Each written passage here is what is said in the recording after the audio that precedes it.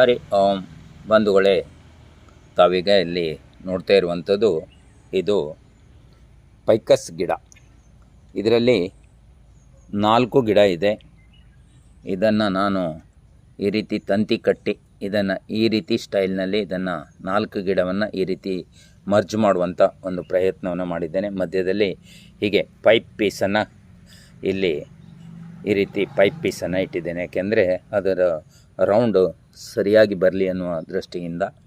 ತಾವು ನೋಡ್ಬೋದು, ಇದೊಂದು ಇದು 4 ಗಿಡ ಇದೆ. 4 ಗಿಡದಲ್ಲಿ ಈ ರೀತಿಯಾಗಿ ನಾನು ಆಕೃತಿಯನ್ನು ಕೊಟ್ಟಿದ್ದೇನೆ. ಈ ಇಲ್ಲಿ ತಂತಿಯನ್ನು ಕಟ್ಟಿದ್ದೇನೆ. ತಂತಿ ಬಿಚ್ಚಿದ ನಂತರ ಇದು ತುಂಬ ಸುಂದರವಾಗಿ ಕಾಣ್ತದೆ. ಎಲ್ಲ ಈ ಬೇರೆ ಬೇರೆ ಗಿಡ, ಇದು 4 ಗಿಡ ಹೀಗೆ ತಂತಿ ಕಟ್ಟಿದ ಜಾಗದಲ್ಲಿ ಅದು ಮರ್ಜ್ ಆಗ್ತದೆ.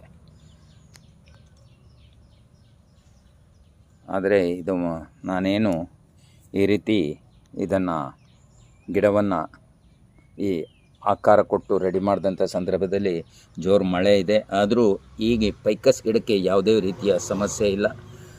ಇದು ಎಲ್ಲಿ ನಾನು ಈ ರೀತಿ ತಂತಿ ಕಟ್ಟಿದ್ದೇನೋ ಅಲ್ಲಿ ಅದು 2 ಗಿಡ ಅದು ಕೂಡ್ಕೊಬಿಡ್ತದೆ.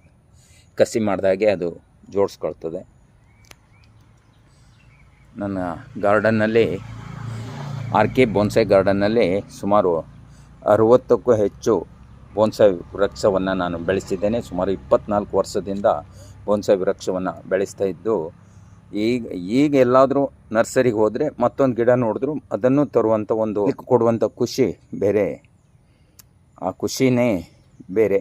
ಅದರ ಬಗ್ಗೆ ವರ್ಣನೆ ಮಾಡಲಿಕ್ಕೂ ಸಾಧ್ಯ ಇಲ್ಲ. ಅಷ್ಟು ಖುಷಿ ಕೊಡ್ತದೆ ಗಿಡದ ಆರೈಕೆ ಮಾಡುವಾಗ.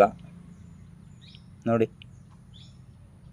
ಇದನ್ನೆಲ್ಲ ತೆಗೆದ ನಂತರ ಈ ಕಟ್ಟು ಬಿಚ್ಚಿದ ನಂತರ ಇನ್ನೊಂದು ವಿಡಿಯೋ ಮಾಡ್ತೇನೆ ಇದ್ರ ಬಗ್ಗೆ.